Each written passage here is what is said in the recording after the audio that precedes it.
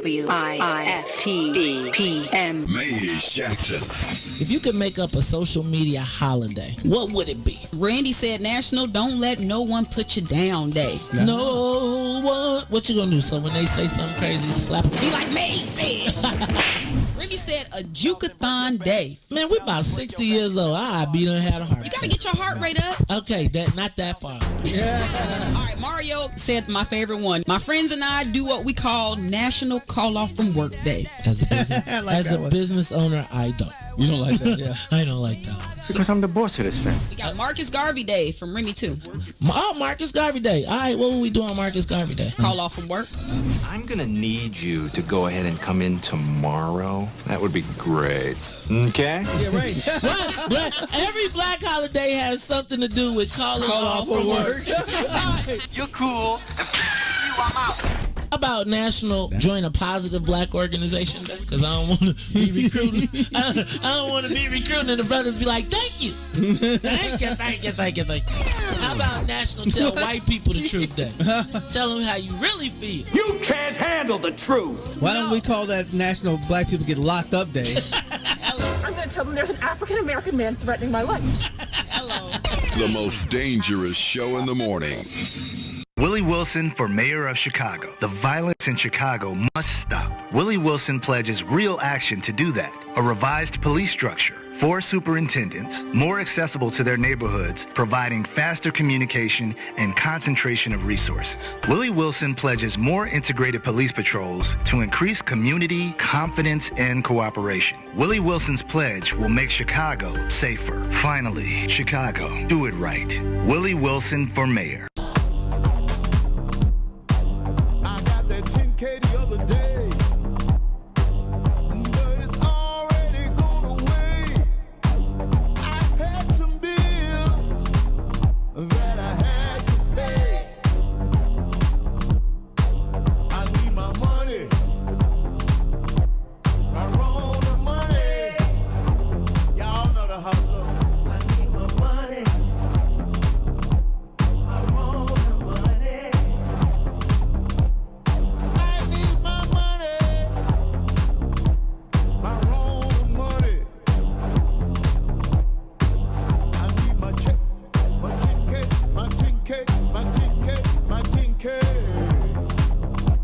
Y'all know the hustle for that bag. Went to the ATM. 2 or 3 of them.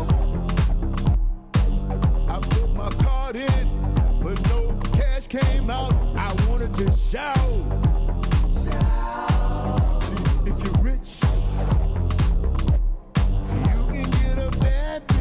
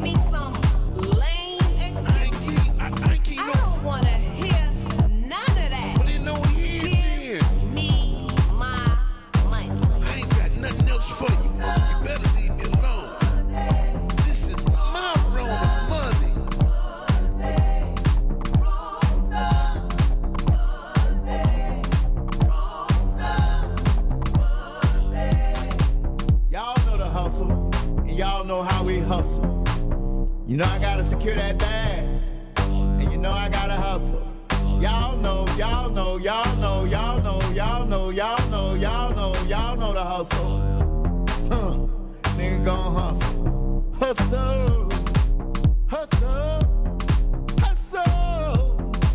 Hustle. Get that bag. I need my money. I roll the money. I need my money. I roll the money. I need my money. I roll the money.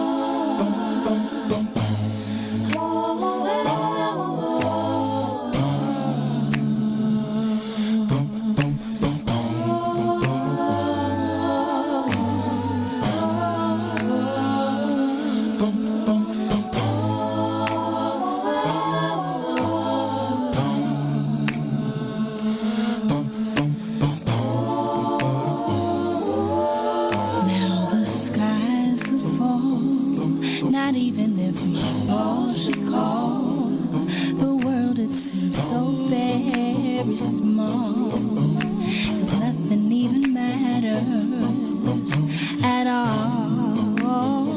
Nothing even matters. Nothing even matters at all. Nothing even matters.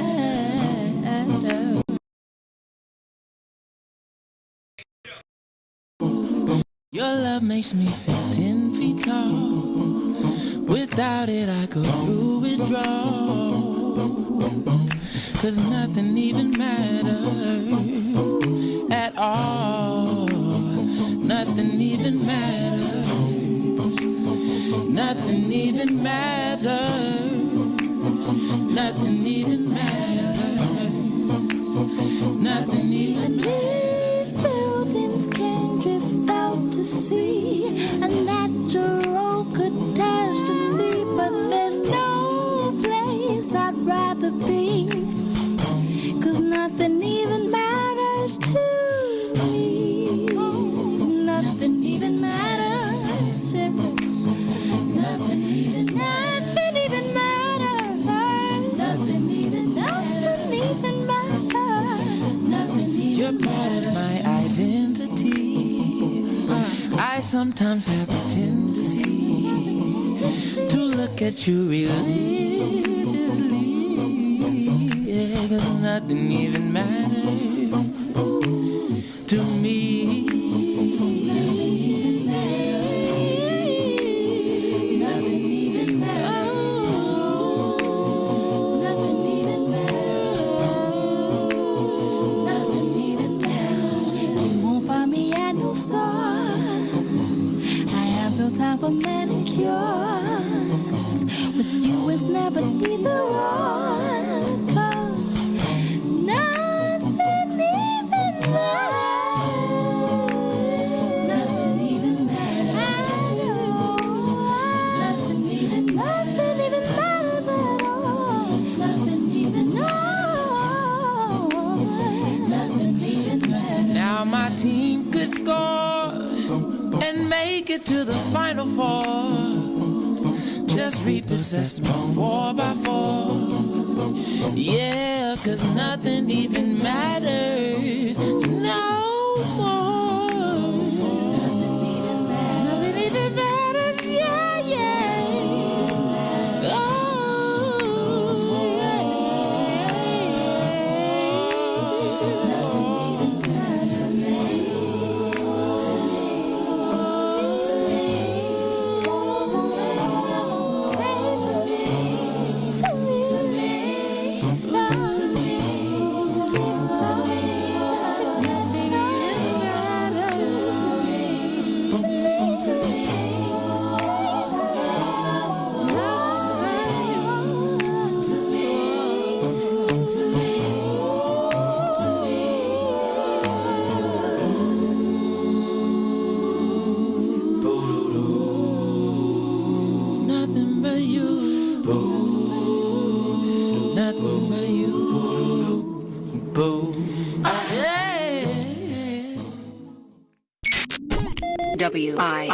WIFTBPM. Uh-oh, what's in it for the black people? You are listening to the most dangerous show. This is What's in It for the Black People Radio. Maze Jackson, the most vociferous advocate for black people in the world. For Ruthie Moore, for Ty Stroger, I am the host of the Maze Jackson Show, asking every single day, what's in it for the black people?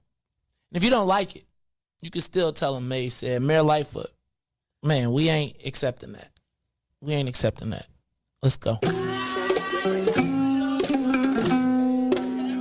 Yeah. Let's get down to business and go ahead and address the facts, man. Lightfoot seems more being in black. Rahm Emanuel's another case. He was just as tired. 50 closed schools left much to be desired. Police had Anjanette naked on that body cam. They suppressed the footage so it couldn't touch a lot of hands. Reminds me of that 16 shots in that cover-up. Both of them similar, so I went and dug it up. George Floyd killed, a lot of riots happened in the town. Southside burned and they wouldn't let them bridges down. Grandmother sick, need a prescription and plus a couple groceries. You gon' have to travel just to get it now. COVID-19 out here shutting all the business down. Not enough SBA loans to even give around. So many failed businesses that you could put them in the pile. If you don't survive the pandemic, it's gonna sit you down. We sing, dance, play ball, entertain, and crack jokes. Government infested black neighborhoods with crack smoke. System that milked us so bad, we got lactose. Still trying to find out what's in it for us black folks. We sing, dance, play ball, entertain, and crack jokes. Government infested black neighborhoods with crack smoke. System that milked us so bad, we got lactose. Still trying to find out what's in it for us black folks. Shout out to Willie Wilson, hope one day you get to send it. We need some different players in the game to handle business. Too many shady characters like Madigan and Blago. But when you really break it down, it's typical Chicago. City full of gangsters, it's what the land was built on. Same streets with hood legends, DNA get spilled on. Carjackers out here lurking, trying to get they steal on. Looking for a block to put them Hellcat wheels on. Let us give bogus appraisals a red line. Car crackers out here getting minimal fair time. And up to seal carry, I stay with the pipe. But Illinois gun laws giving minimal rights. Stay up on the swivel, make sure I'm moving tight. Check all of my mirrors when I pull up to the light. Pick my homie up from out of town, man, he caught a flight. He was hella nervous, told him, shorty, this a way of life. We sing, dance, play ball, entertain, and crack jokes. Government infested black neighborhoods with crack smoke. System that milked us so bad, we got lactose. Still trying to find out what's in it for us black folks. We sing, dance, play ball, entertain, and crack jokes. Government infested black neighborhoods with crack smoke. System that milked us so bad, we got lactose. Still trying to find out what's in it for us black folks.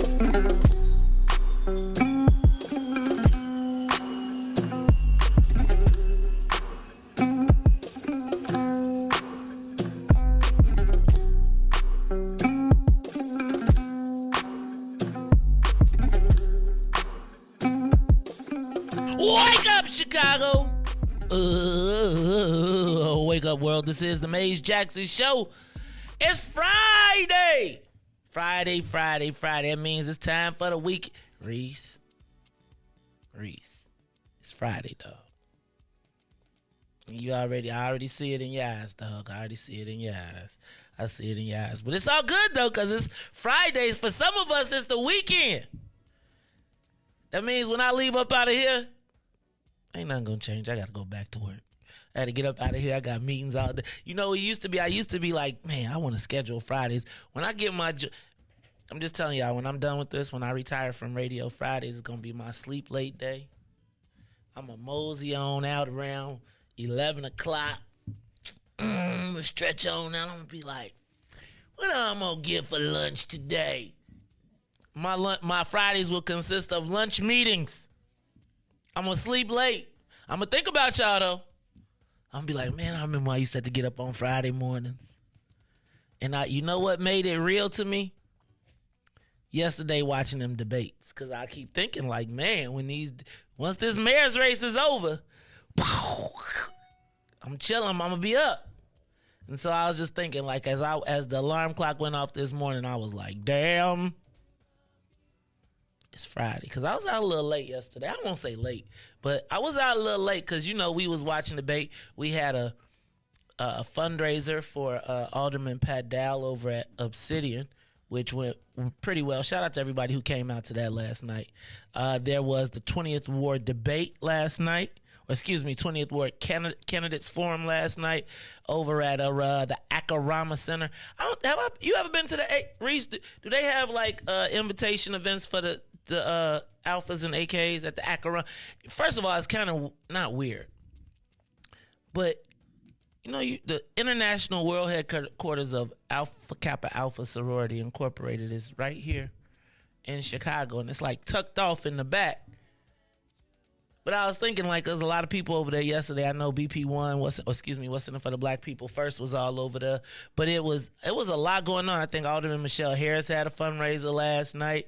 It was an active time last night. But Riis, I'm gonna tell you, we're gonna have to play some drinking games during these debates, man. We're gonna have to start figuring out what the words are. Cause yesterday, then you ever go somewhere and you want to pay attention and stuff, but everybody in the back be talking? Like, you ever go outside? I don't know if it's a good idea to watch the debate. A debate party is really a party with the TV on. And then it'd be the people trying to watch, and it'd be the people like, dog, you said party. Debate. So anyway, we're going to talk about the debate last night. How many of you all watched the debate on ABC 7? Let me back up, because I done Got it. I done got over my skis already because it's 6:19, and I ain't even said what's up to my man DJ Riis the Ruler. DJ Riis the Ruler on the ones and twos. How you feeling today, dog? Besides tired, I'm blessed by the best. You already know the rest, man. Now let me ask the question: is that tied with an R, or is that tied with a Tiiide? It's the long one, man. I didn't go to bed last night this morning to like 2. Yeah. You got the 2 o'clock. Hey man, the 2 o'clock. Let me tell you, when I'm debating about staying awake. Do I just need to stay awake? Do I need to just roll through this, right? Because you know you're gonna go to sleep so you get in the bed at 2. You're gonna go to sleep because you remember, you always think about this. Makes me think of the club days. You be at the club. I'm gonna go at 8. I'm gonna go at 9 o'clock.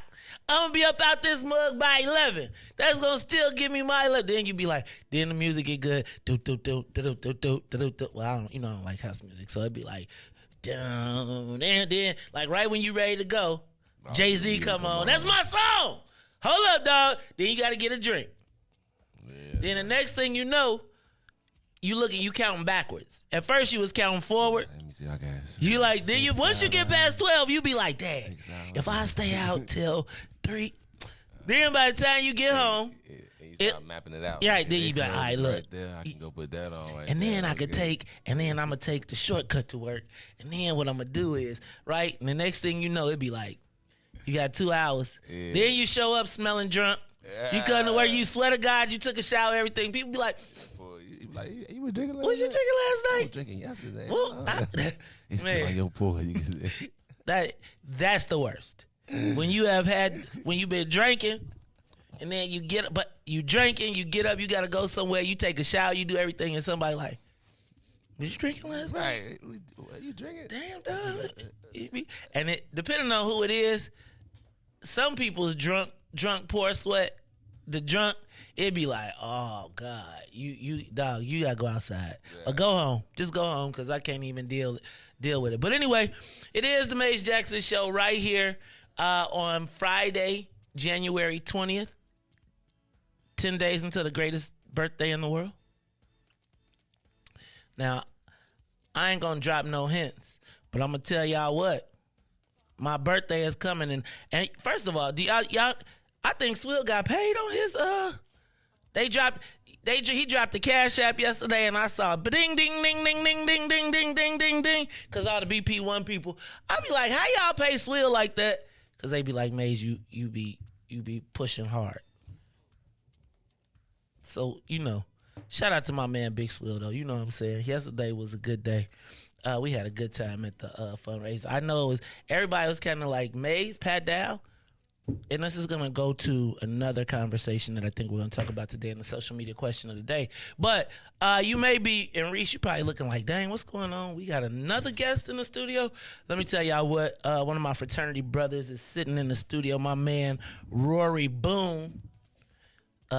They EX What's Next. They like the second. They was like the second best chapter in the state. Because, East Eye was number 1. University of Illinois. But I'm going to tell you, my man Rory Boone, man, real estate mogul, here from Seattle, hit me up last night like, Mob, I'm in town. Can I come check out the show? I'm like, I always be like, we started at 6 o'clock, right? Because I'd be like, sure you can, but it's 6 o'clock because I don't never think nobody going to be at 6 o'clock. What happens today?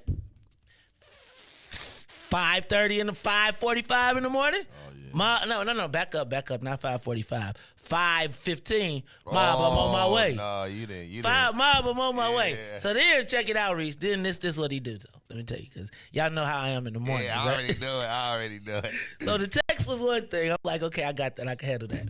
Then he called me, right? He like, Mob, I'm here. Now it's maybe it's 15 minutes away, and now I'm playing against the clock, and I was out a little bit late last night. So he like, Mob, I'm here. I'm in the door, so I run downstairs. I'm trying to do my. Then I look outside. I'm looking down the hall. I'm like, you're not here, man. And now you done crack my vibe, right? Because once I leave my little bubble, it's hard for me to get back. But it's all good. So then I go downstairs. I lock the door. I crack it. Riis, I did the block twist. He hit me up, Mob, I don't know where I'm at. I'm like, Mom, you know, I love you, man, but you cracking my time, you know. So finally he made it to the doors and he came in, you know. I'm like, man, you know you want to be hospitable. You know, I want to be hospitable because it means a lot to me that people want to see what we do. But you know my vibe in the morning. So anyway, we got it all together. I got the show. But shout out to my man Rory Boone, to all the bros out there, to the members of the Dark Side. We are super proud of my man for all he is doing. He is back in town from Seattle. But you know, he's a Riverdale. Ain't you a Riverdale dude? A Riverdale dude. So Larry Jackson, I have to come holler at you, man. You know what I'm saying? Shout out to Roy Boone, who is in the building. I'll bring him on camera a little bit later on today. But look, y'all, we are in the building. It seems like we are locked and loaded. So, Riis, let's do this. Let's get the soul plane up to 60,000 feet. We are up and away. All right, y'all. So check it out. We got a lot to talk about. You know what I kind of was upset was I did not watch the debate on Facebook. First of all, I got to tell y'all, So I love, I'm starting to, I like technology.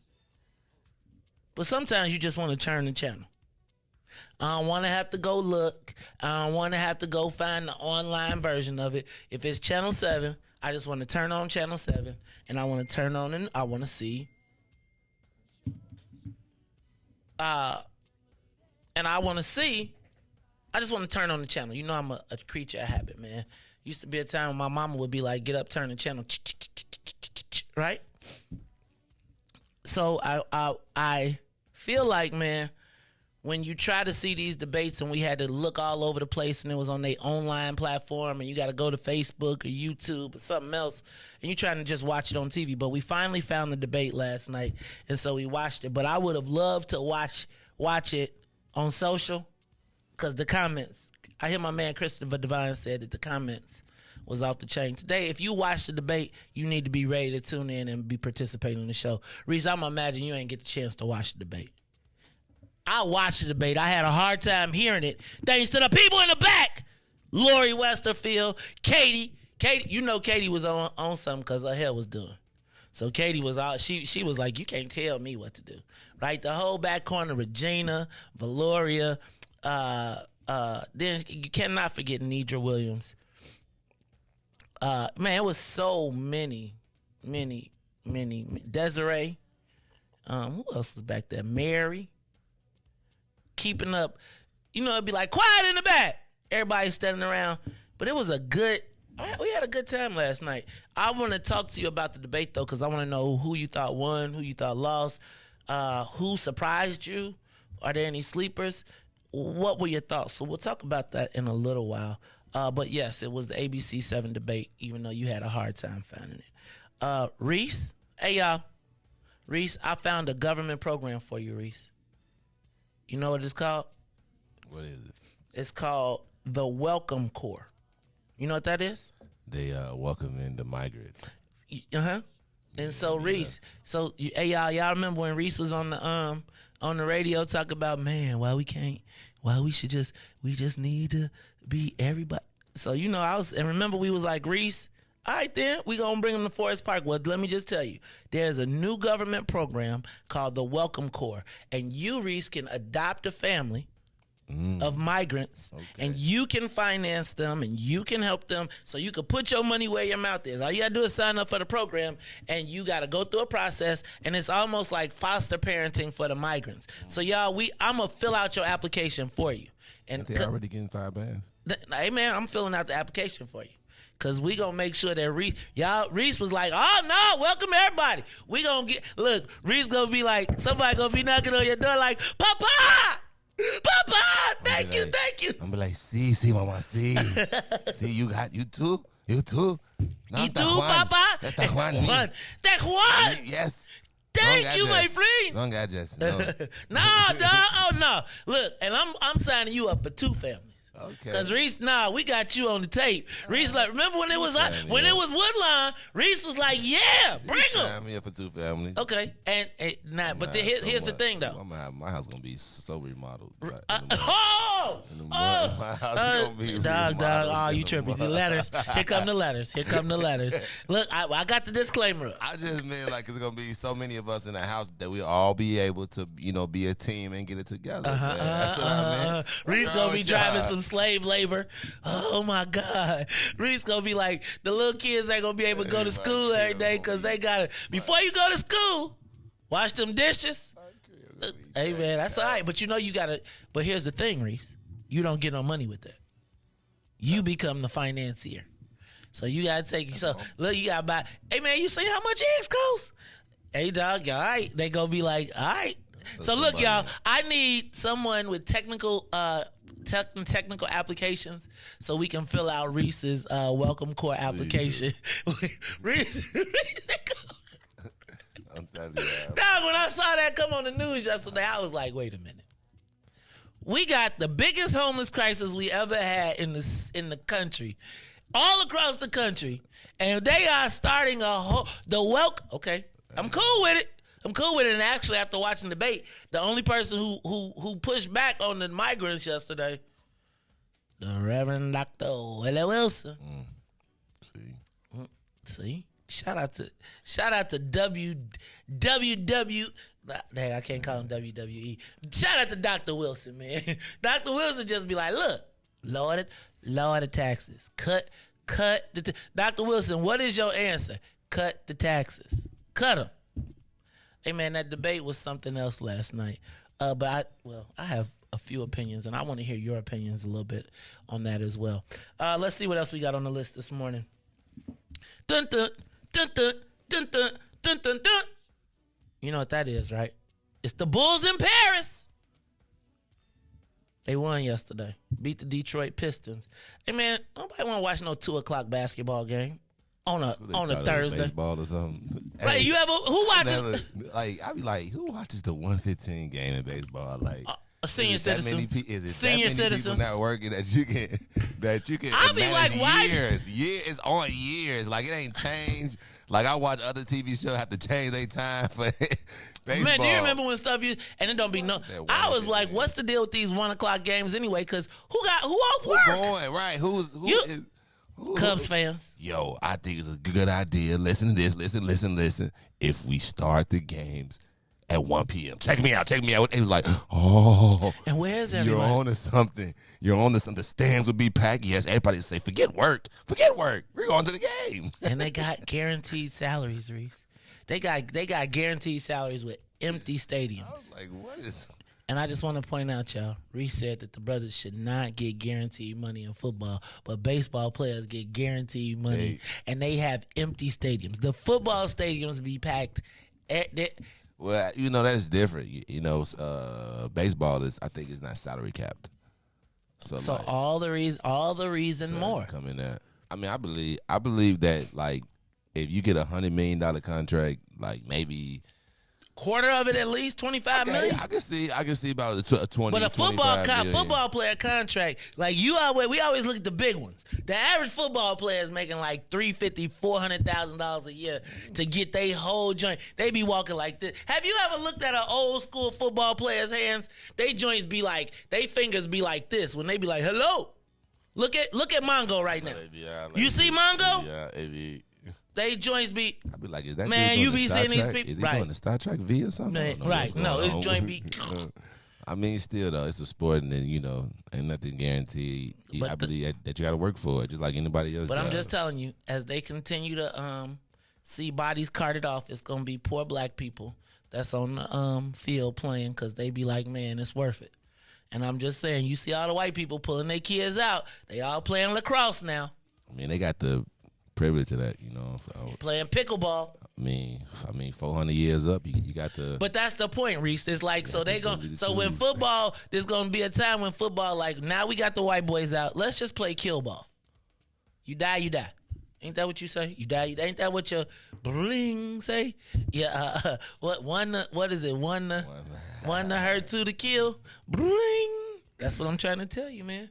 That's what they go. Exactly. That is what's gonna happen. It's gonna be dead players, and we gonna be betting. That's gonna be on the what's that? FanDuel. They're gonna be like, what are the odds someone will be carted off the field? Not in this culture. They would the concussion protocol is too tough and everything. So not once the white boys are out of football, dog, they're gonna play kill. That'll never happen. Oh, that's what the Indians said. Oh, no. That's what the Indians said. Look, it's two white guys. You see them boats over there?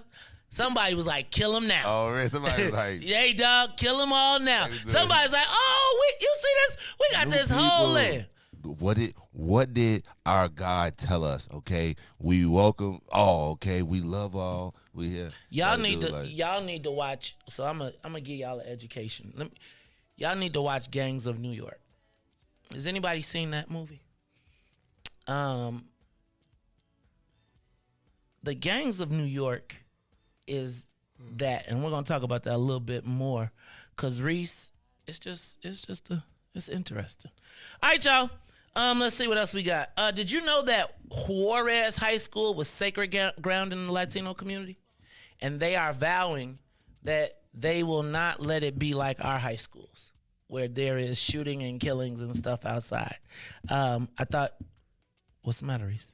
Well, I mean, not be offensive, but when I was in school, they was Juarez. No. I thought you meant like, who do you mean they vowed the Juarez community? That's who. The people who go to Juarez. Oh, okay. They vowed.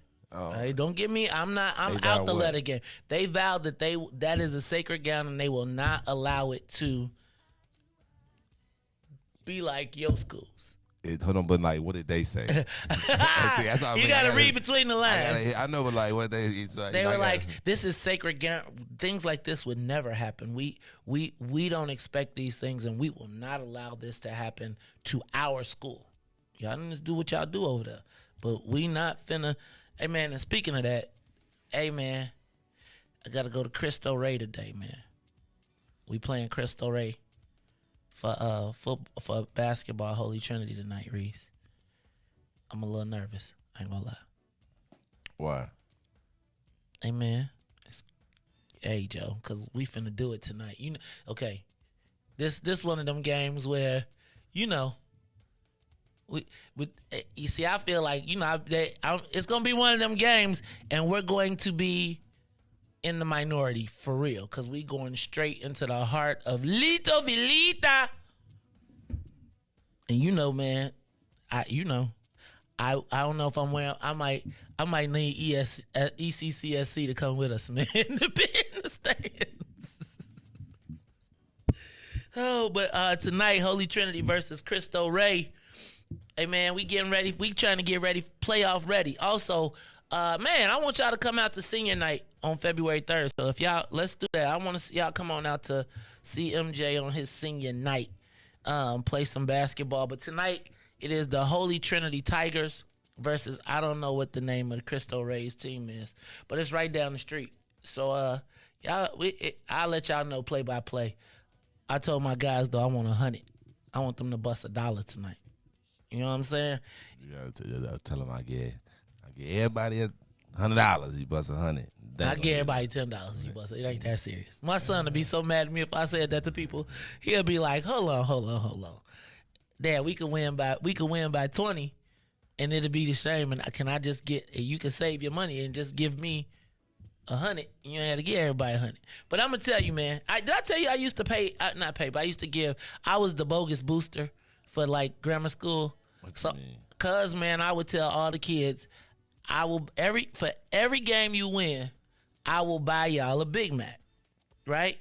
And if you win by 20, everybody will get like a value meal, right? So I get you the whole meal. Boy, they used to win them games. They'd be pounding people, and they all be lined up like, yeah, you ready, right? I was like, hey man, I'll be a good booster though. Right? Like, I'll be a great booster. Look, y'all, it's the Maze Jackson Show. We're going to take a quick break, and then we'll be back. I'll get through the rest of the headlines, and then we're going to talk about the social media question of the day. I'm your host, Maze Jackson. Got my man, DJ Riis, the ruler. This is the Maze Jackson Show, and we'll be right back. The Mays Jackson Show will be back after this break. Mays Jackson. Tune in to the Mays Jackson Show every day, Monday through Friday from 6 to 9 a.m. where you can catch us on YouTube, Twitter, Twitch, and Facebook Live. Plus, from 6:30 to 8, you can get us on WBGX 1570 a.m. That's right, it's the Mays Jackson Show, where every single day we ask the question, what's in it for the black people? And if you don't like it, you can still tell them, Mays said. We out of here. Peace. Elect Willie Wilson for mayor of Chicago. Crime is out of control. Parents are frightened for their children. Downtown and our neighborhoods are at risk. Even gas stations are targets. We will fight back to protect our community. Elect Willie Wilson for mayor. Disney on Ice presents Frozen and Encanto in one exciting family experience. Sing along with Anna and Elsa in wintry Arendelle. And celebrate the power of love.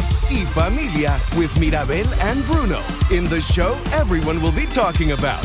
Live in your hometown. Playing Chicagoland from January 19th through February 5th. Free parking with ticket purchase. Visit DisneyOnIce.com today. And now, traffic and weather. Yo, who said devotion had to be sad? Yo, check this out. The Lord is my shepherd, and I want. He's making me to lie down in green pastures. He leads me beside the still waters. He restored my soul. God's gonna turn it around. Come all the way with me.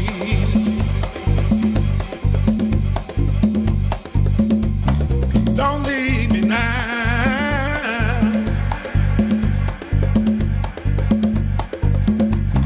Come all the way with me. Oh, please.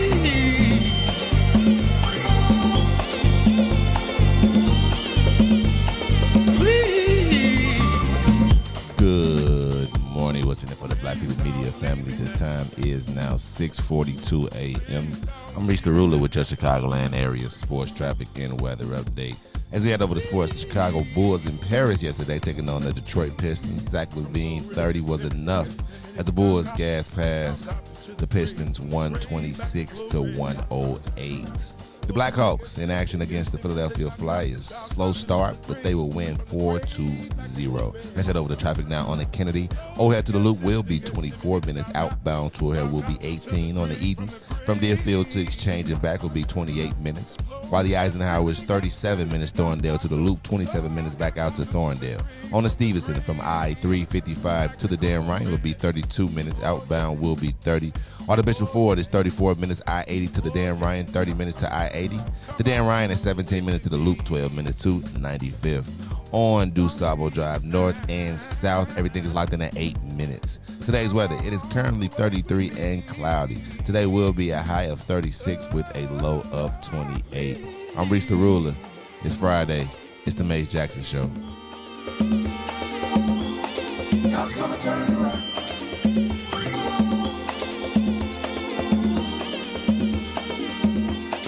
God's gonna turn it around.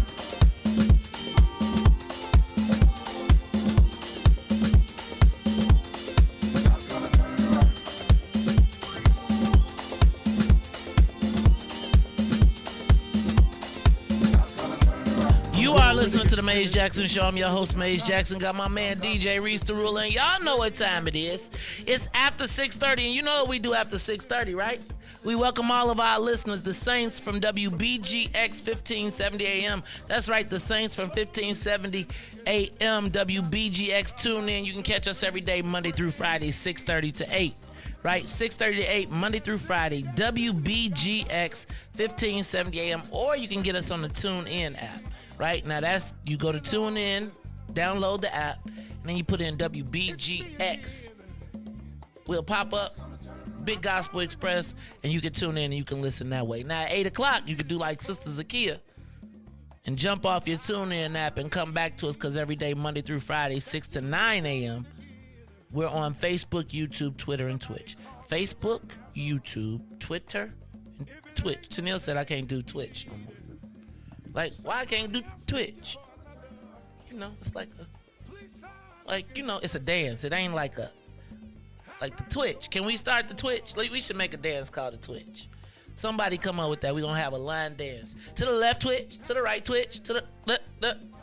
Anyway, y'all, Maze Jackson Show, Monday through Friday, 6 to 9 every day. Give us a call, 872-259-7474. 872-259-7474. Now, people always ask me, Maze, why you got a problem with 7474? I don't have a problem with 7474, but if I had a choice, it would be 5555. Now, that does not have any meaning except for 5555. Hey, man, and I gotta say this.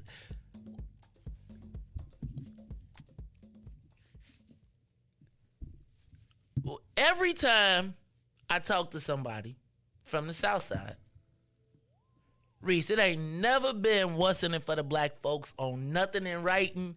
You've never really heard me say what's in it for the black folks except for when I had these conversations.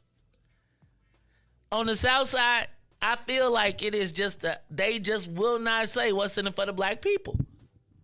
They be like, what's in it for the black folks? Is that I say, do you see an F anywhere in this joint? But no matter where we are on the South Side, they be like, what's in it for the black folks? As soon as I get out west, they be like, what's in it for the black people? I don't even think, Riis, is it even like that anymore? Do they even got all that no more? I mean, out west they do. Gangs? No. You know. 5s and 6s, and do they still honor all that stuff? Yeah, especially out south. But out south, now west, especially over east, or maybe over east. Maybe I'm just saying. Like, hey, let me ask a question: does it still make a difference what direction you wear your hat now? No. Depending on in some hardcore, on 63rd, you better. In some places, it really does, but majority of places nowadays, no. Because I remember I grew up, you couldn't wear a certain color. You couldn't turn your hat. Man, I'll never forget.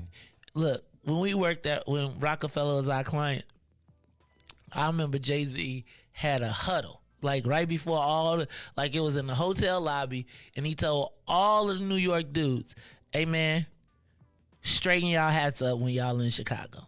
Because these dudes do not play about their hats. I remember Beanie Siegel being like, hey, Joe, straighten. And Beanie Siegel, can I just tell you for real, he was a goon. Like for real, like a goon. Like, I thought he was going to fight the driver a couple times, right? But when it used to be a time when everybody respected Chicago, bro. Larrabee Boulevard, what are you talking about? Larrabee. Larrabee Boulevard said, I knew you was a hook. What are you talking about, a hook? I don't appreciate that language. I take offense to that. Whatever do you mean by it? Chicago still got the list. You ain't never been out of, listen, all you have to do is go out of town. As soon as you go out of town, they be like, oh, where you from? You be like, Chicago. Like, oh. Tell me that they, you from Chicago, you know, and then they start asking you, well, like people might start asking you, came out this, you know, I'd be like, hey man, I'm telling you, I told you I went to the barbershop in Houston, and they found out I was from Chicago, and they was like, you from 63rd? Yeah, I was like, no, I ain't from no. That's all they know. Like 63rd is the main street, like it's the capital of Chicago. I was like, have you been to 63rd Street? I don't think you ever. Yeah, like, hey, writer lady, I'm gonna tell you what. It'll be telling me what to talk about. Let me have my Friday. You know, I told y'all got options. I be telling y'all, you better let me talk about what I'm gonna talk about and let me get to where I get to. You know, you may catch my eye, you'll be getting caught. Anyway, y'all, it's the Maze Jackson Show. What is it with the people telling me what to talk about? I don't know, man. Let's see what we got. We got black people. Young black men that go. Did you watch the show yesterday? Like, we did a whole hour on young black men and actors. And see, man, I can't. This is why I'm quitting. That's why I be tired, man. I can't win for nothing. I can't have just a good day. You know, I just want to have a little fun and just have a couple conversations. Then it be like, why aren't you mad today? They want you to get some more gray hairs, man. That's why I'm quitting. They want you. Man, that's why why I'm quitting. To live long for your grandbaby, man. They don't want that. Bro. They want you to come yell. They want me stressed out. Yeah, they don't want me to let it out. 6 to 9. Stress yourself. Pure stress. Okay. No happiness. I'm talking about nothing good. Nothing to smile about right now. We need you to be I feel like I did this to myself, though. I really do. And it's kind of fun. Not funny. It's kind of sad that, like, it's almost like I feel like the church dude, where you like, you know, when you see the church guy having fun and he have a good time and he smile, he be like, the church dude know how to dance or something at the thing, and he be having a good time listening to guy Teddy, you know, listen to old school. What you doing listening to that center music? Listen to that. Good Lord. Let a brother breathe. Let me out. Anyway, I hate when them comments like that catch my eye. Cause I just be like, for real? Can I just have some lighthearted fun just a little while? Because anyway, the South, there are differences between the South and West Side. The funniest thing I heard recently, though, was somebody out South said, y'all know 79th Street belong out West. No, it's a Pacific 79th. It's 79th and Cottage. You just feel, it feel like Pulaski. I get out and be like, I am good right here. I'm trying to just blend in. 79th and Cottage does belong. I can agree there, but I'm like, did I sneak out West real quick when I get on the E-way? What is 79th and Cottage? Hey, man. Look, man, I'm just telling you, man. Chicago, we special, man. We are just a special place. Yeah, I think the funny thing I ever heard you say, which is true, is that everybody from Chicago, if they go anywhere, it's sweet. He probably moved to Seattle. He did. No, I'm telling you. No, dog. That's what. Look, I'm telling you. Anybody from Chicago get off the plane in any other city, they be like, "Oh, this is my city. It's sweet. It's sweet." You get off the plane, like I promise you, if you could, you know, you don't get off the plane. Like when you get off the plane in Jamaica, you get off and you walk down and you on the expressway. But like, you know, on the runway and you got to walk across the runway. But you know, like, you know how you see them people when they get off the plane and they walk down the thing and come on the tarmac. Chicago people get off they riding, they get in their Uber, they looking around as they riding like, oh, that's mine. I'm taking that. Oh, yeah, this whole city sweet. We taking this. Then they be calling people like, hey Joe, let me get you a house. You can do that down here? For real? They'll never let you do it in Chicago. You ever been somewhere and be like, oh, they'll never let us do that there. It's like Chicago, I swear I go out of town and be like, I can't do nothing. Name like that any of your friends that left Chicago and didn't come up wherever else they went. They ain't got to come up, they ain't got to whatchamajig them, right? I'm just telling, like, everybody in Chicago, when they go somewhere, the strippers in Chicago done took over Houston. You get on a plane to Houston on a weekend. I mean, you see my man Sean Mack be like, now he one of the biggest DJs in other cities. You go to, because this is the city of hate. And so once you get through with all of the hate that you experience in Chicago, you be like, when you go somewhere else, you be like, hey, dog, you ain't seen nothing like the hate we got here. But, you know, we love it. Like, because it's like, that's why Chicago is Chicago over everybody. Yeah, we love it. Right. It's like we thrive on the hate, but when we go somewhere else, look. Hey, but we link up. But when we go somewhere else. You ever been out of town, say Chicago, I don't care where you at. We link it up. Oh, I'm with Chicago. I don't know.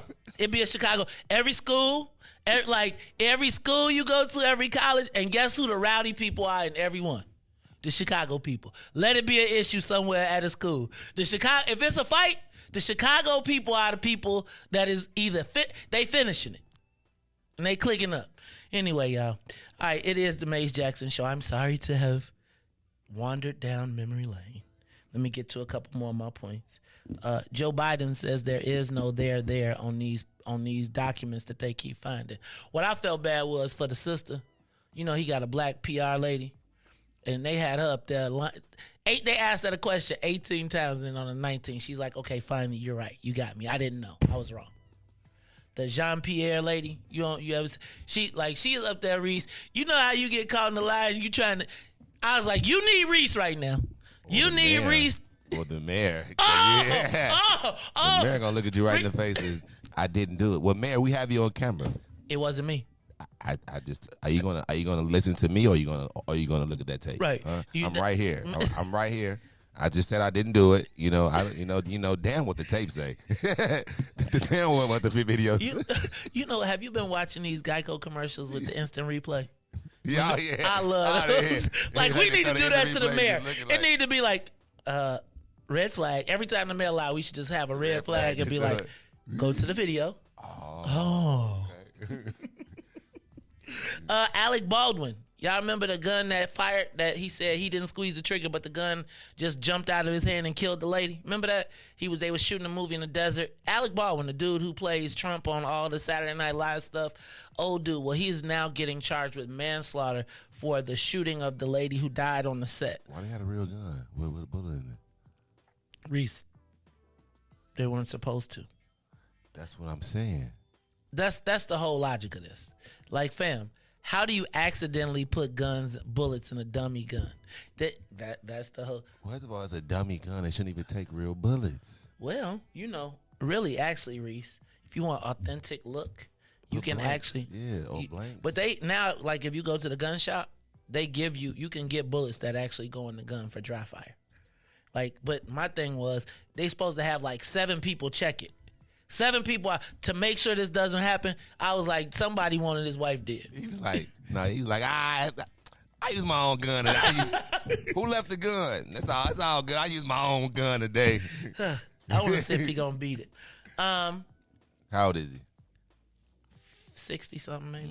Yeah, he probably. He world famous though. He's not gonna beat it. They're gonna probably either they might give it to him or they might drop it down to a lesser charge, and he probably if he do spend some time in jail, it'll be that 61 days or they'll just put him on like 10 years, like probation. He's 60, 50 something, and he got a name for himself. So yeah, I mean, manslaughter. That's why. So they didn't kill the person, right?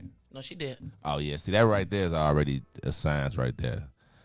That's a minimum second-degree murder. Well, they kicked those off. That's why they did manslaughter. That's what I was trying to say. So they dropped a manslaughter, which I killed you, but I didn't mean to. Right, which carries the max of 15 years. You're making me nervous, Reese. Oh, so sorry. You're making me nervous. You know a little bit too much about this. He good, though. He good. You're making me a little nervous, man. You know a little bit too much about the difference between 1, 2, and manslaughter, right? And just a little bit too much. I mean, bro, you was just like, well, now if I calculate this properly, he will be. All right, fam, I got you. It'll be hard by 2032. Well, you do, and then if you do 85%, well, if it's a fair case, Yeah, you know a little bit too much about that. That's my man, DJ Riis the Ruler, Maniac Latin Disciple from Prosser High School. JB, they trying to kick off that plan. Remember they tried to have graduated income tax and do all that and make the rich people pay more? JB said, we off that. He said, I don't want again. I'm off that. I got too much money around here. And did y'all hear that after this assault weapons ban in Wisconsin, JB, the Pritzker family opened up a gun range? Is that crazy? So they ban assault weapons in Illinois, and then right across the border, they open up a gun range.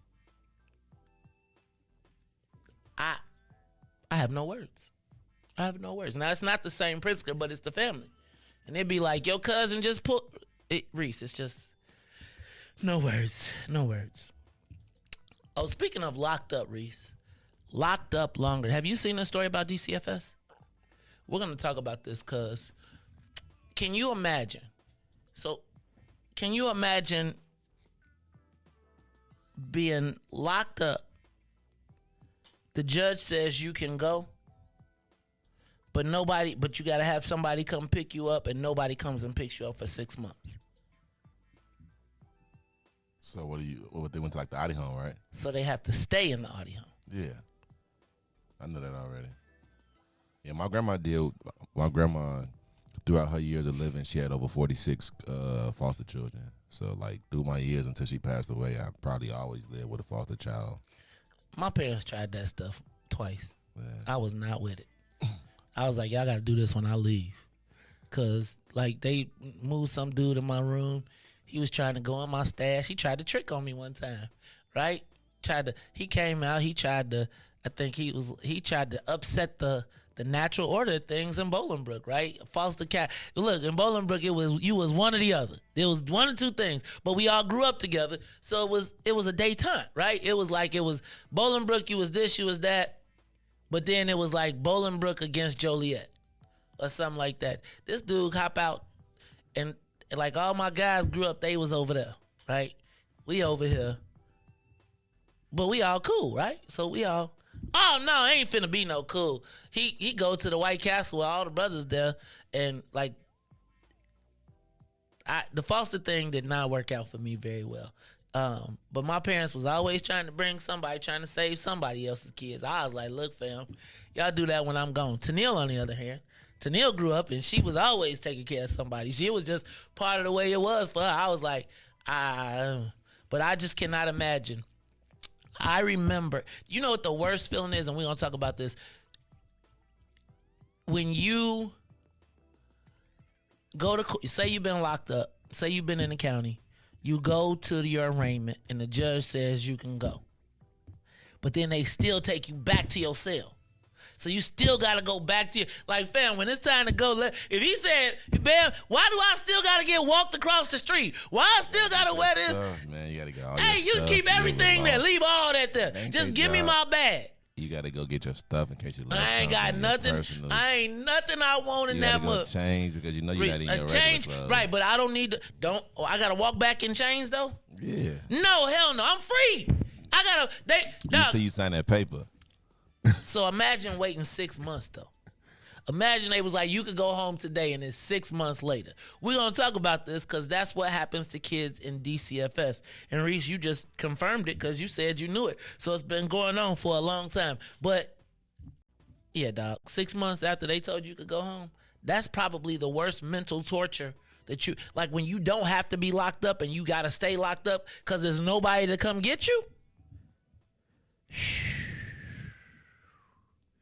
And then finally, have you heard the story about they trying to ban gas stoves? Yeah, I heard they were trying to go all electric.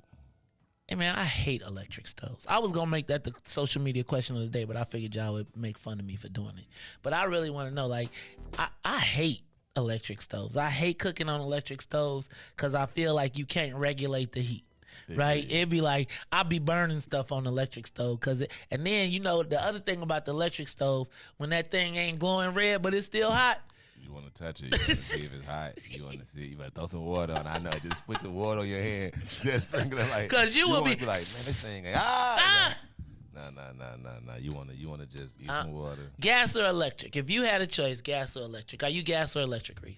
I'm with you. I'm probably gas, but the nuance in me, I wouldn't. You want to be green too? Electric it's all right. I had to learn how to like adjust, like you sounded say. I can't regulate, so if I want to I want to turn it down. I gotta pull it off for a little bit, let it cool. And now I want the fire to just go down, like if I turn my thing. Just like when you turn, you know, like when it's boiling, and you turn it and be like, maybe if each knob was like a ring, like you know how you can just like turn it in like one ring light up, turn it in like the next ring light up. I ain't never seen one of them. That's what I'm trying to say. Like if it was like that, then like maybe. But yeah, but the problem is it still take the coils time to cool off. Yeah.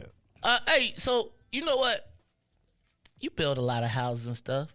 They basically they passed a law in California that says that you can no longer put a gas hookup to your house. So then my thing is, what about the dry? But here's what's really happening, Femo. All these electric people, Tennille, you Tesla owners, you Rivian owners, I'm just letting y'all know, gas is going to drop and electricity is going to be so stupid high because they're creating a monopoly.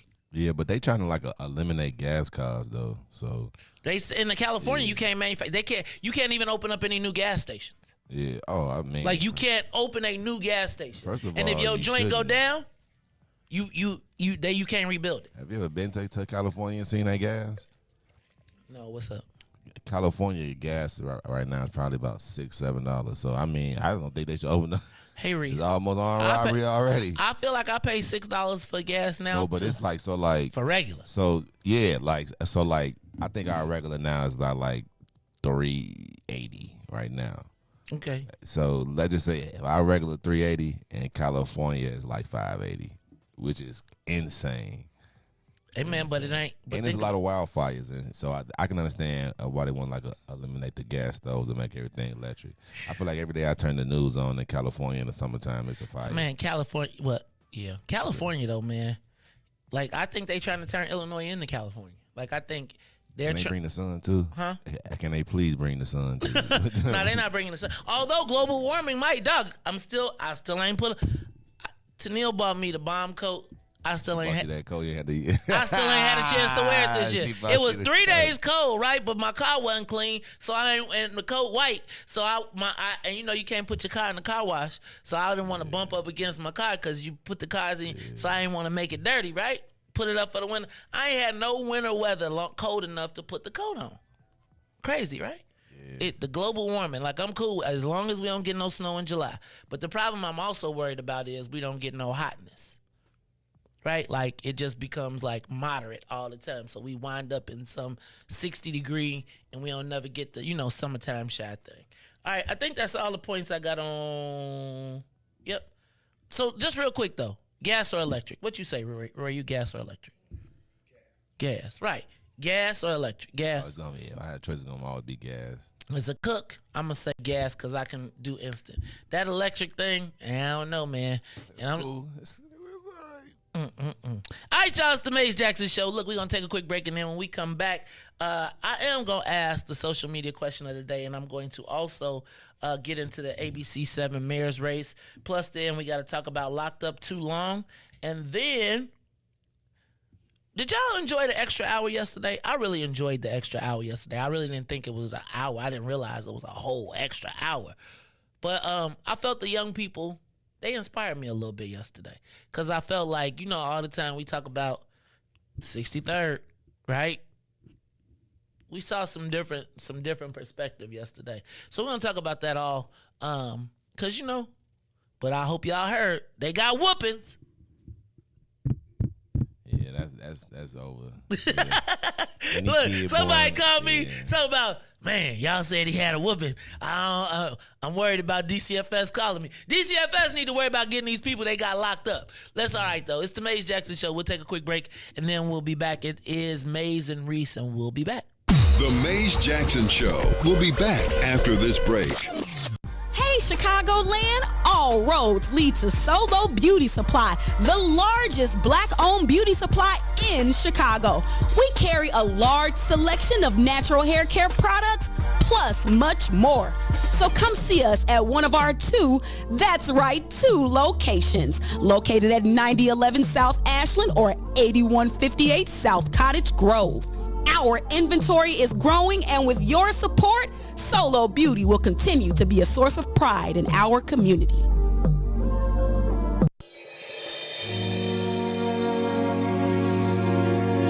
Tamika Scott.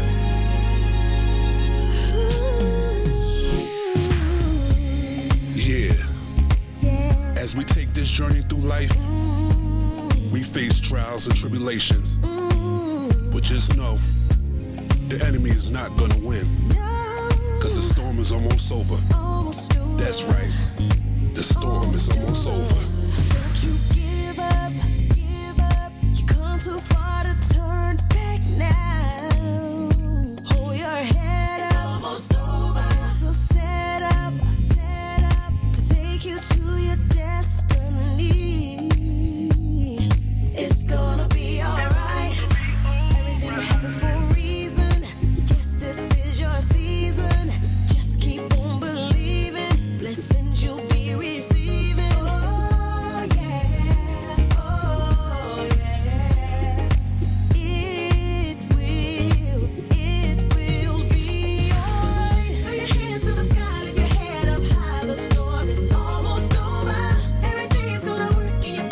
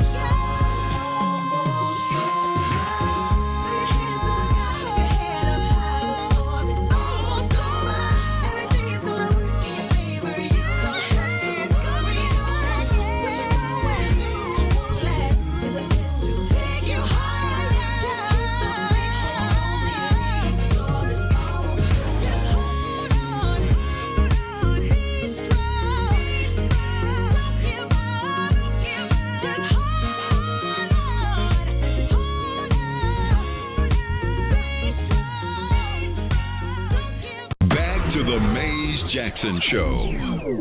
You are listening to the most dangerous show. This is What's in It for the Black People Radio. Mays Jackson. Mays Jackson, the most vociferous advocate for black people in the world.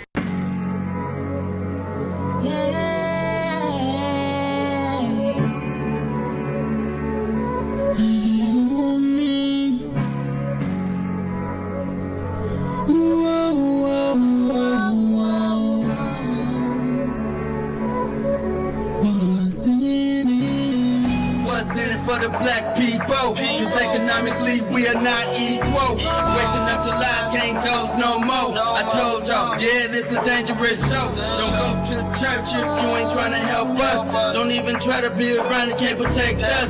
We see the lies, not other politicians.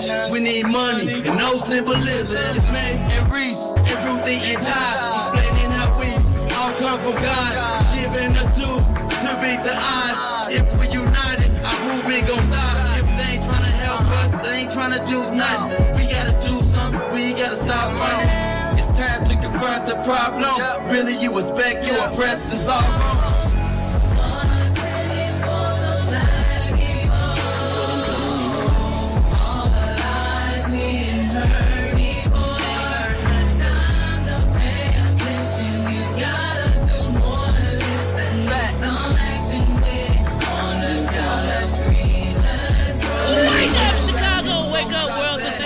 Jackson Show. I'm your host, Mays Jackson. And actually, I want to let y'all know that this hour has been brought Willie to you Wilson by... is ready to take on the criminals. The city streets are not safe. Willie Wilson knows that personally. My son was murdered. I know the anger and I know the pain. Finally, Chicago, do it right. Willie Wilson for mayor. Yes, Chicago, this hour was brought to you by Willie Wilson for mayor. I just want to let all the other mayoral candidates know. I know you don't necessarily want to be associated with the Mays Jackson platform, but them black votes gonna count. Support the peoples. Support the peoples that support you. This is the Mays Jackson Show. I'm your host, Mays Jackson and Riis. It's a little bit after 7, so we're a little bit behind. But I wanna hit the social media question of the day real quick and see what kind of feedback we get. So, Riis, I keep telling you that I'm going to, at the end of the mayor's race, the daily morning show will end, unless we find another host or somebody that wants to take it over. Right? I feel like Regis Philbin or something. I think a podcast is actually good, though. Yeah, no, I for me the podcast is the thing. Like, I'm doing a podcast, period, point blank. Now, if somebody picks up the mantle or they want to do a morning show, you ain't gonna get it, Flash. Anyway, but I'm leaving Riis partially because, and I want to make sure that this doesn't come off egocentric, but I don't feel like I am in the best space to be the most effective that I can be for my community and myself. Shout out to my man, Jerome Williams, too. You be rocking them.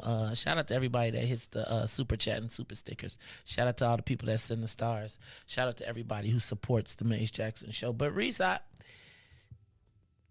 I feel like, you ever seen them movies where like the warrior said, I'm through fighting, and then he go and they be like, we need you to fight. And be like, nah, dog, I done did that. I done been out here. I done been in the war. I've been in battle.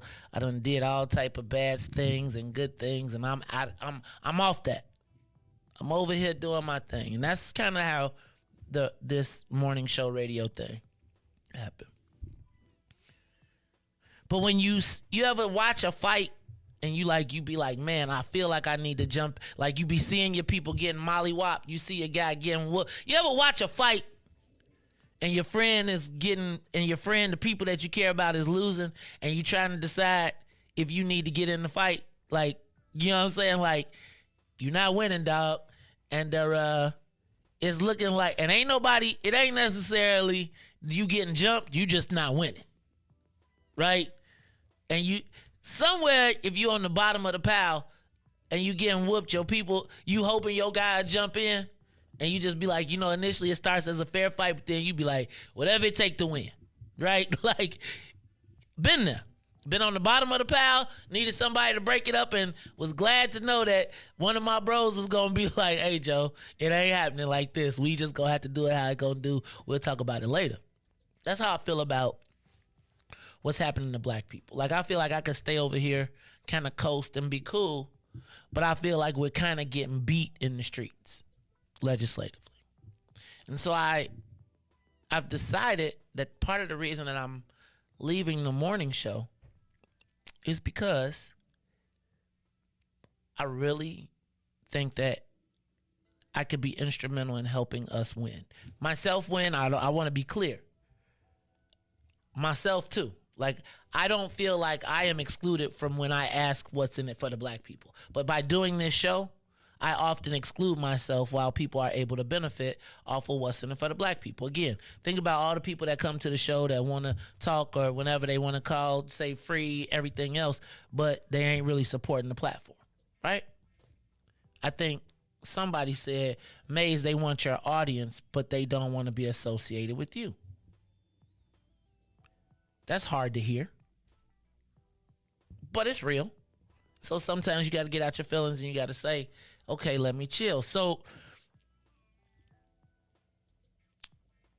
I think my real value in the space used to be giving you the truth in the raw, which I feel like I do, but I do it now from a Wakanda standpoint. So I tell you about all the things that are wrong, and then I let the Wakandans, I follow the advice of the Wakandans who haven't necessarily won a battle, right? Whereas I know how to win, but because I am always using, I am now in Wakanda, they are now forcing me to use Wakandan tools, right? So instead of using guns and AKs and all that stuff, they got me using I'm using swords. And so I've decided that part of the reason that I'm going to leave is because I'm not sure that we really know how to win legislatively. And I'm not talking about passing a bill, but I'm saying, how do we as black folks win overall in the politics, in the game of politics? And so Riis, it led me to this, because then I kind of took yesterday some of the comments that came in personal as well, right? Which is, you can't raise up nobody. All these politicians ain't nothing, ain't nobody, nothing, blah, blah, blah, blah, blah, blah, blah. And you know, maybe that is my opinion. Maybe it isn't. I don't know what it is. But I do know that we gotta figure out a way to work together to win. And I often say that black people, especially politically, don't care so much about, let me back up. A lot of people at the forefront of our fight are not as concerned with the win as much as they are concerned with the fight. Right? Like, we might have lost the game, but I had 50 points. Right? And so you got, like, you ever seen a team that's got a great score, but they always lose? Like, you talking about the Bulls was when they first had Michael Jordan? So, yeah, like that. Great scorer. All the people, you know, he still had all the shoe contracts. We loved Michael Jordan, right? He wore the chains. He did the NBA. You remember he won. He was defiant of the league, but Isaiah and them was still body slamming him. Like, that's great, but we gonna whoop his ass. And Mike would be like, but I was scoring 40 points a game, right? And Mike became a superhero. But the Bulls were lackluster. That, to me, is our scenario as black people right now, especially politically, not on the Not on the establishment side, but on the resistance side.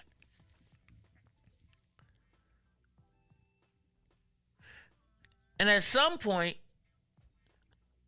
the Bulls recognized that having Mike score 40 points a game was not going to get them a championship. It was going to make Brand Jordan, he would have been the greatest. And let's take away Jordan, because think about teams that had great scorers like Clyde Drexler, right? Teams that had great scorers but never won a ring.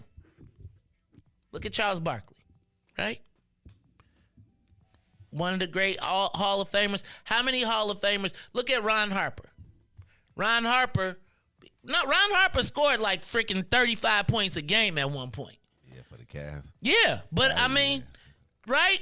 A lot of people don't know that, though. Right, but Ron Harper was, like, there was a lot of super powerful scorers that never. Think about our guy, Mark Aguirre. Mark at Dallas was putting up 25 points a game, right? A night. Luka Doncic is trying to catch up to Mark Aguirre. But he didn't win a championship until he went to the Pistons and became part of a team. Where and he sacrificed scoring, because let me tell you, I could be him, be the people's champ and score 40 points a game, but we'll never get the legislative wins. And so, Riis, I think it's time for you to hit the button. It's time for the social media question of the day. What is more important to black people, the fight or the win? Give us a call, 872-259-7474. 872-259-7474. I often say I watch games where we have dominant scorers, or there are people who can score, but by the time that they run up and down the court 25 times, you can't make it through the fourth quarter. Whereas if everybody played their position, but they were all on the team, and everybody ain't going to be, you might not get 30 points a game now, but you get a championship ring. And I guess my question for black people is, are you more happy? Not are you more happy? What is more important to us, the fight or the win? And I would argue that a lot of times we ignore the path to victory because we have become so used to fighting that we don't even attempt negotiation.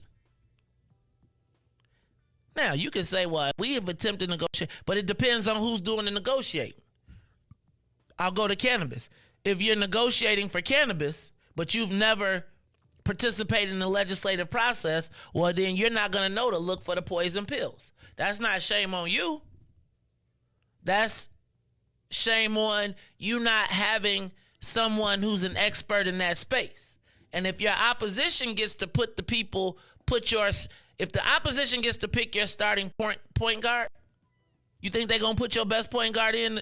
Do you think that your team, the opposite team, if they pick you and they say yes, Riis, you ever look at the basketball? I always see this happen. This used to happen to Mason all the time. He was always the smallest guy on the team, so everybody would be like, ooh, I'm guarding him, right? I want to guard him. And eventually he had to play around that. But my premise being that if you let your opposition pick your starting lineup, they're going to pick your starting lineup to make sure that they win. And I'm not sure that we've seen legislative victories for black people intentional. Let's back up. We have.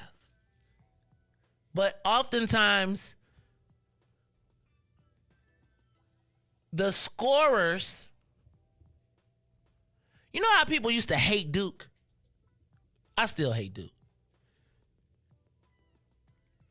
And you know why, like people hate Duke, but they kind of like let's say Kentucky or like the flashy teams, but Duke would consistently be in the championship. And the more and more you hated them, the more and more they kept winning because they had a system. They understood the process and they understood everything. They understood that every factor counts in the game. From the timeouts to the coaching to the defense to every piece of their game made sense. And we'd be like, man, we hate these white boys playing and winning when we got John Calipari and we got Memphis and we got all these flashy players, right? And like when they lost to when they beat UNLV, everybody black in the whole world was rooting for UNLV just because we wanted to see the white boys get whooped. But Riis, you ever seen them games where they used to play 4 corners and pass 10 passes before you shoot the ball? Never had a dunk in the game, right? Nobody took the half-court three-point shot. Like, you taking threes, they steady putting it in the paint, taking mid-range jumpers. You trying to get the three-point shot every time. They coming up like, hey, man, there's a guarantee, too, but you're going to take a chance on the 3. And so that's really the position that I feel like I'm in right now. I have allowed Wakanda, the blackness of me, to get ahead of the long-term mission, which is to win. So can I tell you, there's a lot of times, and part of the reason that I'm leaving the show is because the show does not put us in a position to win. It puts us in a position to offend. It puts us in a position to raise the public awareness. But after you raise the public awareness and you done MF'd every single person on the way up, or not MF'd them, but embarrassed them,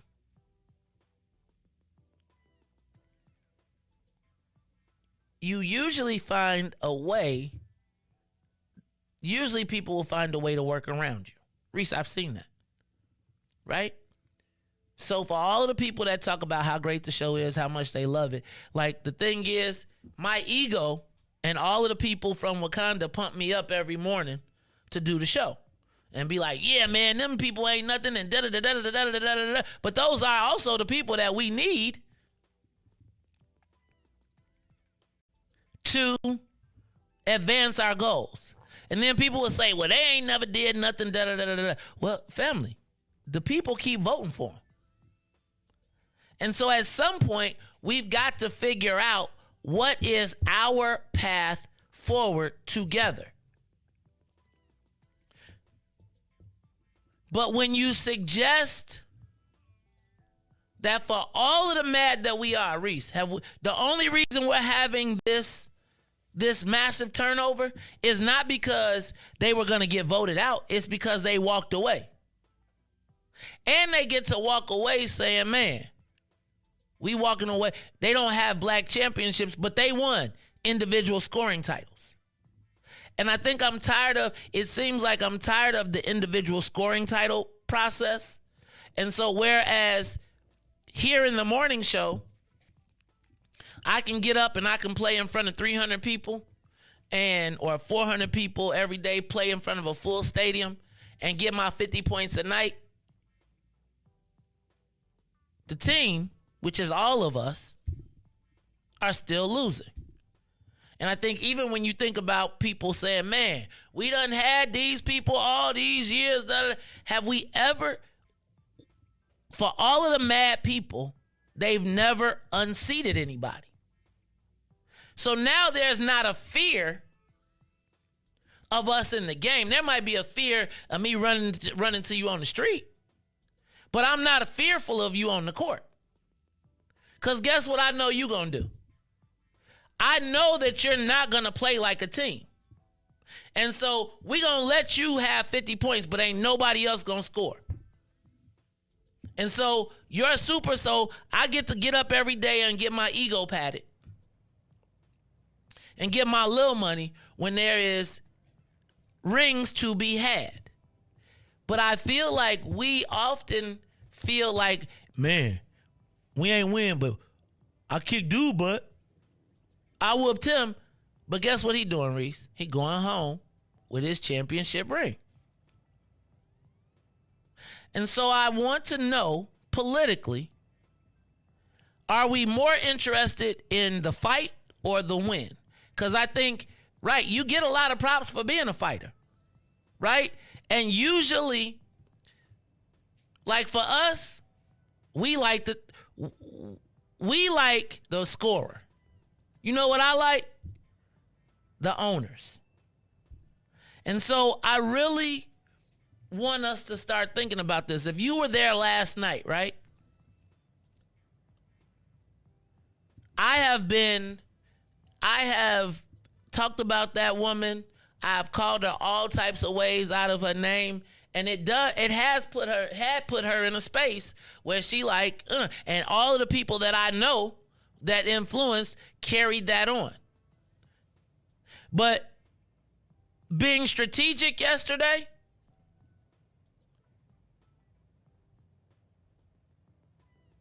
there was the opportunity for our organization to make a teammate and move closer towards a win. Right? You need 50 votes, but if you've offended you need 26 votes. But if you have called everybody in the 26 that you need, and you call them out and you disrespect them, etc., Reese, if I talk crazy about you, what you gonna do to help me? Nada. Right? Sabotage you. Exactly. I'm going to ensure that you don't get anything. And the more you holler, the more you talk about what you want, guess what I'm going to do, Reese? I'm going to keep moving. I'm going to work that much harder to ensure you never get it. And you could have the best program in the world. You could do the most work. But if you have told the people that you need to go to get funding, right? That's why Corey Brooks is in a different space. He can say whatever he want to say, Reese, because he ain't asking nobody. Now, he got to be nice to the white boys.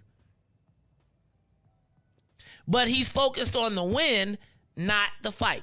And I must tell you that here in Chicago, we have been so used to fighting and the way that we used to come up is, again, I'm going to punch the biggest person in the mouth, but the reality is the biggest person ain't not going to come outside no more.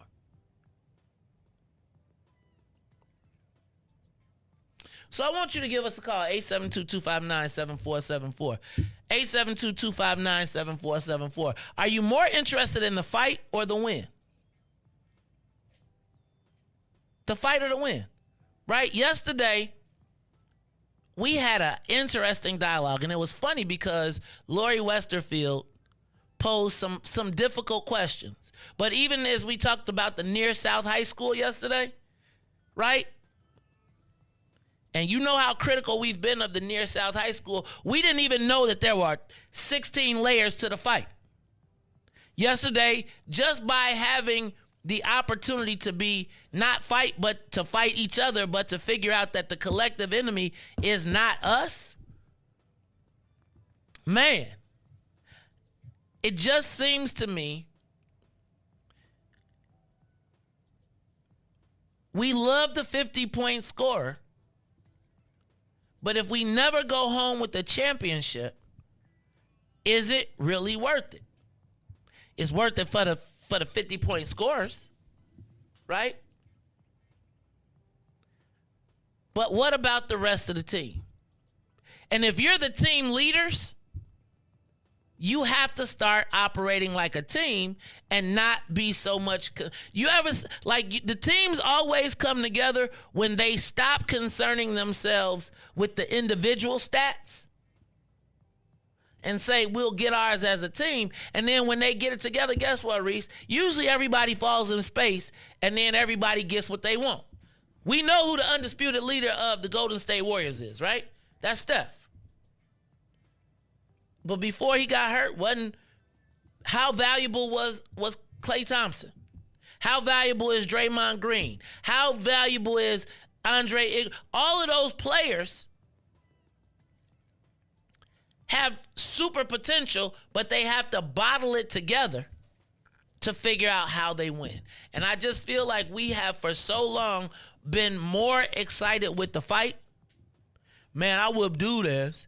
Well, you whoop dude, but if we whoop dude, but the rest of their team walk away with our bag, how did we really win? And so I need for us to think about that, because the reality is I am not of service to you scoring 50 points a game and we don't have a championship. Give us a call, 872-259-7474. Call you on the Mace Jackson Show.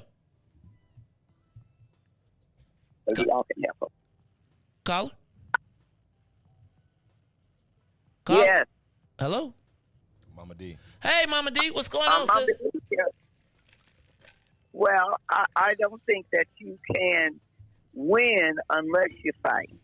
But I think that Dr. Willie Wilson, he has a head for business and a heart for hurting people. And so he gives all of us hope for a better life. So, and I like his Ebonic. It's our mother tongue language.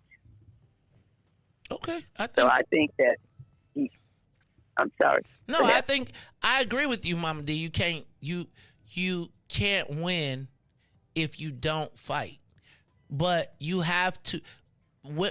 Fighters fight strategically. Like winners fight strategically. You ever seen a fight where the fighter punches himself out in the first 20 minutes, in the first 10 rounds, and then they ain't got no endurance to go the rest of the fight? The rumble in the jungle. That's interesting, because when you hold up the fist, you're not in a position to swing a punch. So I don't know how you expect to win with a hand, a fist up in the air. All you can do is stick a flag in that, because that's a sign of surrender. At least little David had a slingshot with a rock in it, and natives had spears, and Native Americans had bows and arrows. But here you stand with a fist up in the air. You're not even in a position to swing a punch. Well, actually, depending on how you hold your fist. Now, if you're doing this, that's different. But if my fist is up in the air like this, I can throw a punch and I can win. But I think the problem is, and thank you, Mama D, I appreciate your call. I think my point is, right, there are people who enter the fight who are, remember Kimbo Slice? We watched Kimbo Slice whoop every street Negro out in the world, right? Kimbo Slice, and he was the Hulk. And when he brought his ass into that ring and he had to fight a true fighter who knew he got his ass whooped. Remember Kimbo?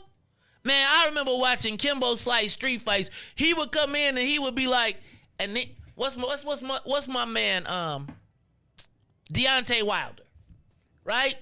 Big black strong dude, punch. I'm not saying that I really don't like the white boy either. But again, we look at him and we like, man, he gonna be tough. But by the end of the third round, he was punched out. And then the white boy, his hands started to drop and they beat the brakes off of him. And we all sitting here watching him get whooped.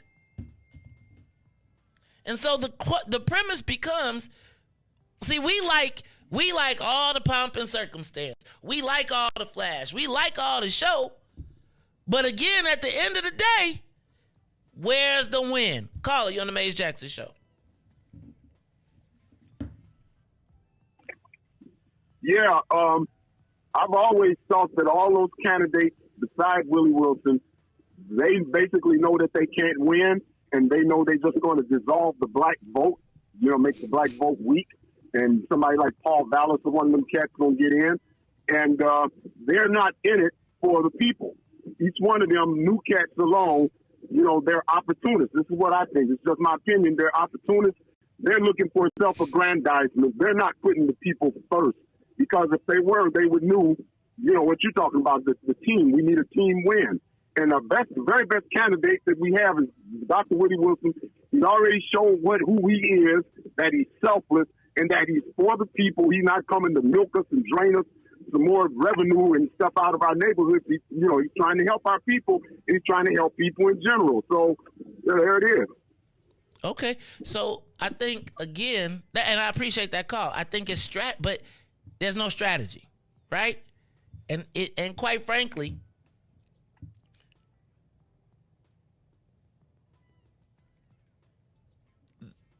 the whole thing becomes a lack of team.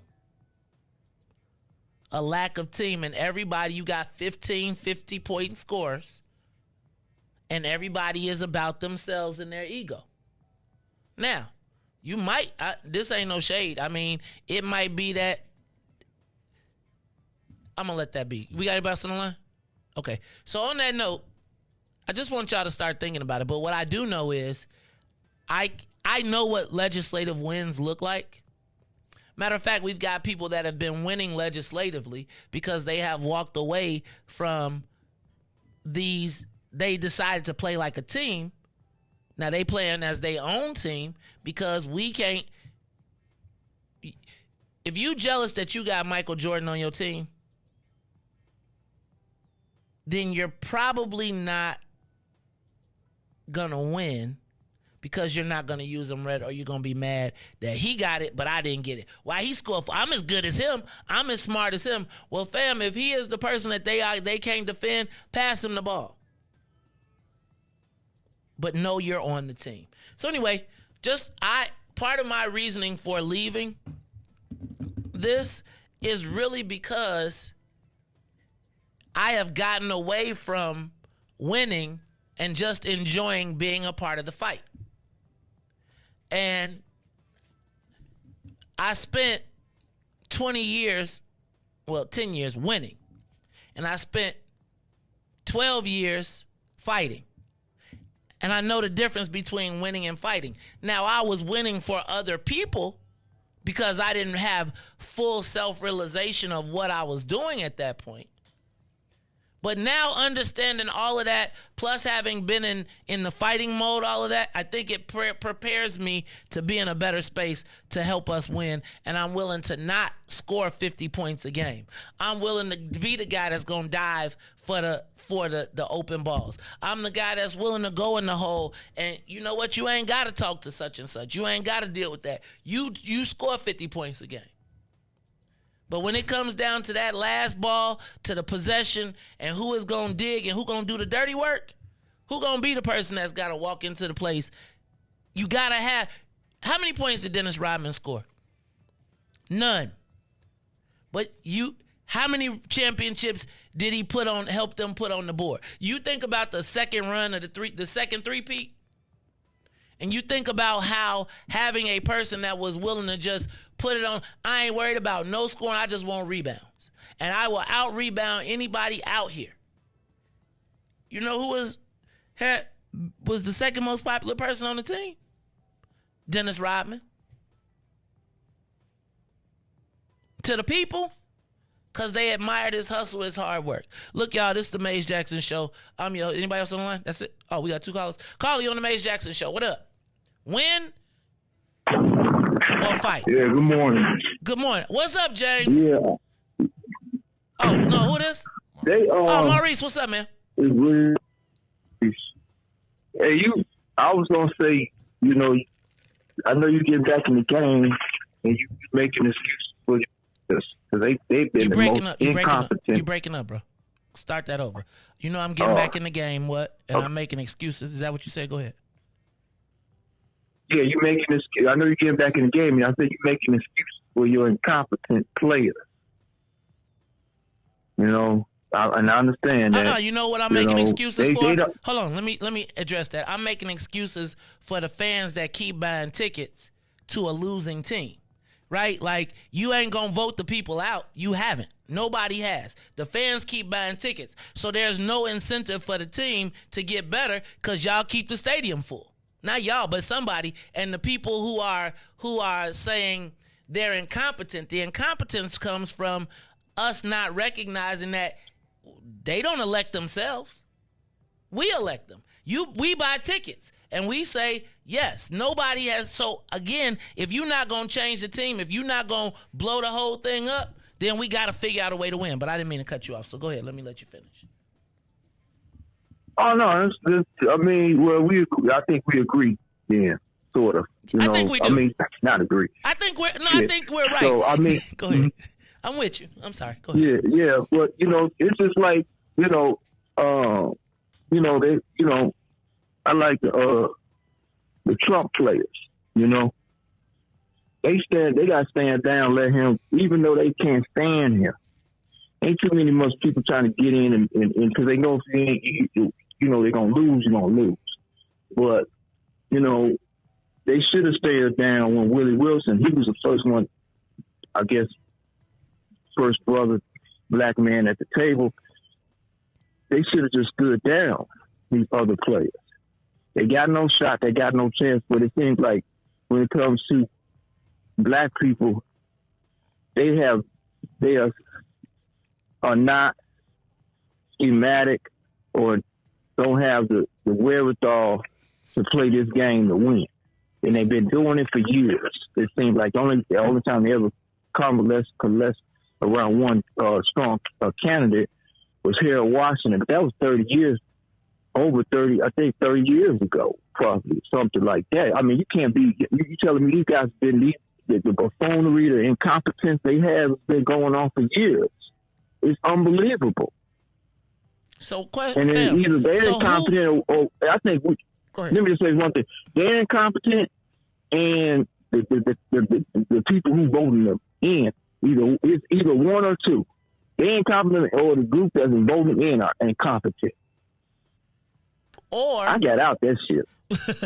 So, or you could say this.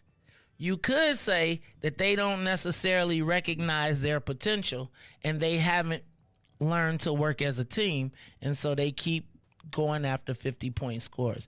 Like my thing is, people keep right, and that's what I'm saying. Yeah, but I know you keep going. You go. I know you making this soft landing for them and all this 50 points. Then the last time you came up with last week the soft serve ice cream analogy, and I understand you get back. You got to get yourself back in that game. So you go the way to look, bro.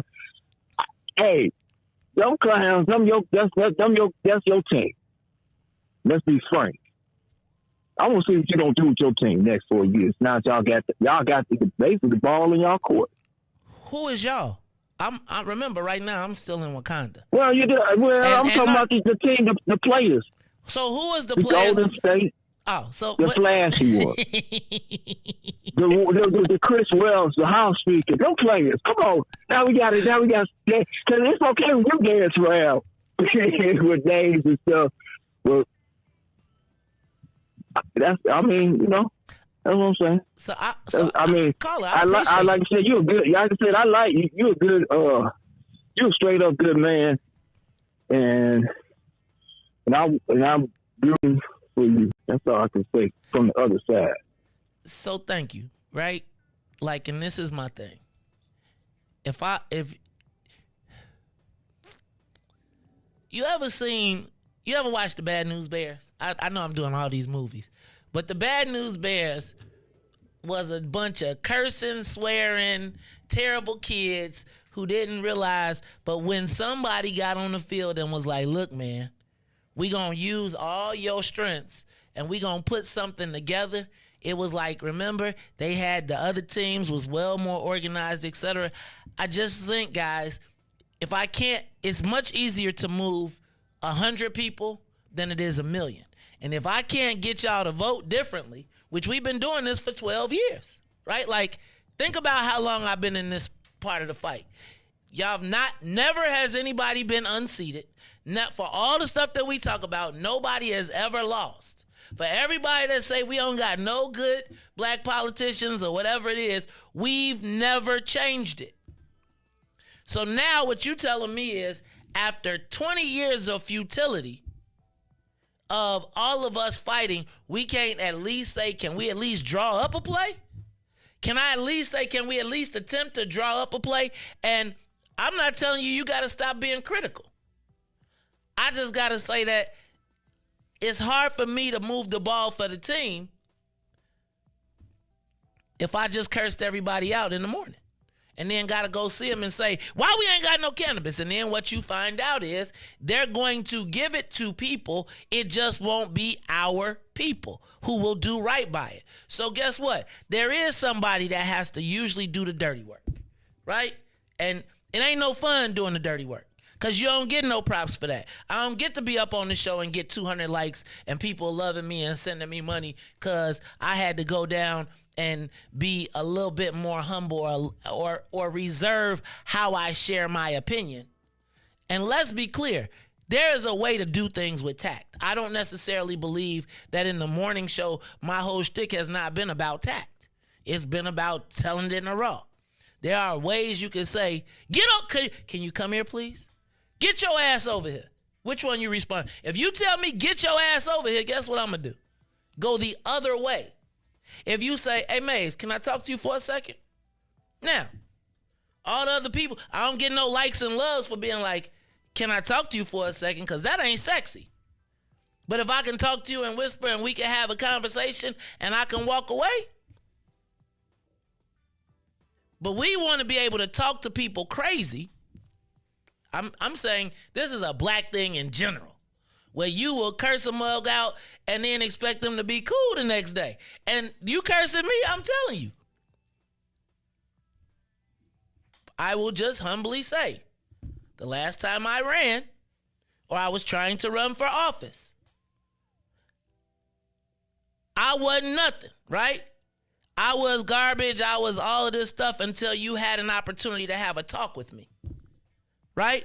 And then you recognize who I am as a person, but you heard what somebody else told you. And realistically, most of the conversations that I would argue that most people didn't even know much about Springfield until we started talking about it. Not in the black community. Call you on the Mace Jackson Show. Hey, good morning, Maze. Good morning, Maze. What's up, dog? You had me nervous, man. You had me a little nervous because I ain't heard from you this week, and you know you was rocking and rolling. What's going on, my brother? And I know I got to just hear a little bit. Let me just hear one part about your, and I do want to know before you get off what you thought about the debate. But go ahead with your call. Okay, yeah, real quick. I just want to say, Maze, how much I appreciate. I think all of your sophisticated, honest analysis of the situation. That right there, I'm just going to start with that, man. And you always present it like that, and you're always very honest and educating us. And I didn't think nothing new came out of that the debate. At this point, though, because we are getting close to it, I think I'm going to have to. I not have to. I'm choosing Willie Wilson. Ron, what? Ron, you switched up? What? Ron, I thought you was talking smack the other day. You down with Willie Wilson now? No. You know, the thing is, you got to keep listening, and you can't be emotional. But Nate, so I need to be clear. Did you say you're stepping down? That's why I'm really more. That's what's really more important to me. And also, it's bigger than we talked about this. The automatic. I'm working in the 8th Ward. I don't support the current alderman, so I have a candidate that I supported last time. So Mace, can you just tell me real quick before you go to? Are you leaving your show? Is that what you're saying? Yes. Or when you step down, what are you doing? Ron, I am after the mayor's race. I am going to discontinue doing the morning show. I am going to do a weekly podcast where I will be able to highlight issues, etc. But Ron, I learned a lot legislatively, right? People use this against me. And you shared that. When I went to Springfield, I was brought to Springfield, and I was hired by a group that had interests that weren't ours. But it was the first time that I ever really actually, and I said, a lot of us as black folks who had been doing politics had never been to Springfield, had not beyond going for the parties, didn't understand the lobbying, didn't understand what it was. Then as I started to learn what I was doing and learning the power of lobbying, I realized that I was using my powers for not good, right, that weren't good. Like what I thought was good is negotiating $200,000 for our community, but it was $200 million on the table, and I didn't really realize that. And so as those things started to open up, I started to be on the radio and I started to talk about them, right? But when you talk about them, then I started getting angry when I talked about them. First, I would talk about them like, oh, this happened. Then you like, wait a minute. Then you start calculating.